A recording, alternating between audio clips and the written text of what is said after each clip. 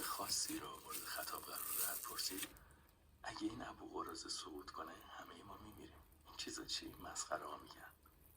چون ظاهرا من تنها مخاطب و تنقلات در راهروی هواپیما در حرکت بود و با وجود آنکه نه تشنه بودم و نه گرسنه، دستخوش احساس مبهم و آشنایی شدم که ناشی از انتظار برای دریافت سینی غذای هواپیما. مسافر کنار دستم با قدری بی‌حوصلگی گوشی‌های روی زمستونی رو تو آریزونا گذروندم و یه جوری مسئولش می‌شدم. گیاه مورد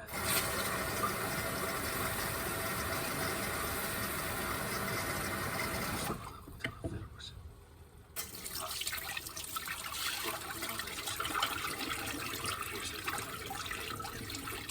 شخصیت‌های دیگری هستیم.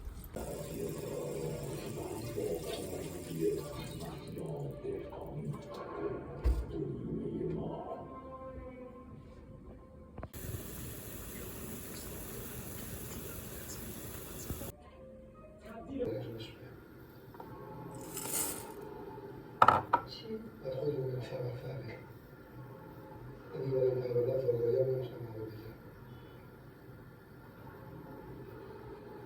3 تا آدرس نمیدونم فرم اگه نفس خیلی فیلمش بشه طرف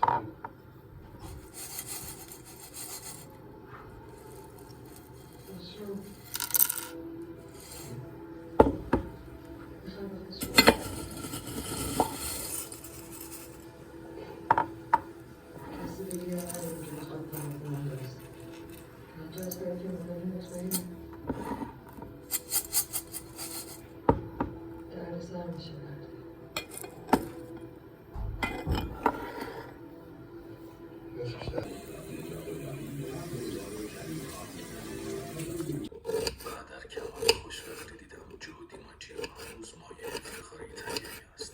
چون آقا نفر اول توپزنای لیگه. چه توپزنی این دیماجیو.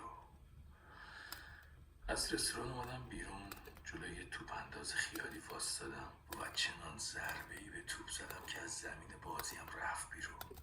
بعد خیابونو گرفتم رفتم پایین طرف انجلز فلایت و فکر بودم اون روزو چیکار کنم، ولی کاری نبود که بکنم و واسه همین تصمیم گرفتم تو شهر قدم بزنم.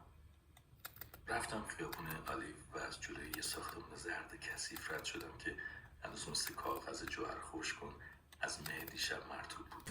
غمگین به نظر بیاد و پیاده روی سیاه زرد را میرفتم که همه راننده‌هاشون خواب بودن جز راننده تاکسی نزدیک در اصلی و رفتم تو فکر این یاروها و منبع اطلاعاتشون و یاد اون دفعه افتادم که راست و من از یکیشون آدرسی گرفتیم و از کنار درمون بازی متوجه میشدم همون آن از یارو با اون بیتونه زرد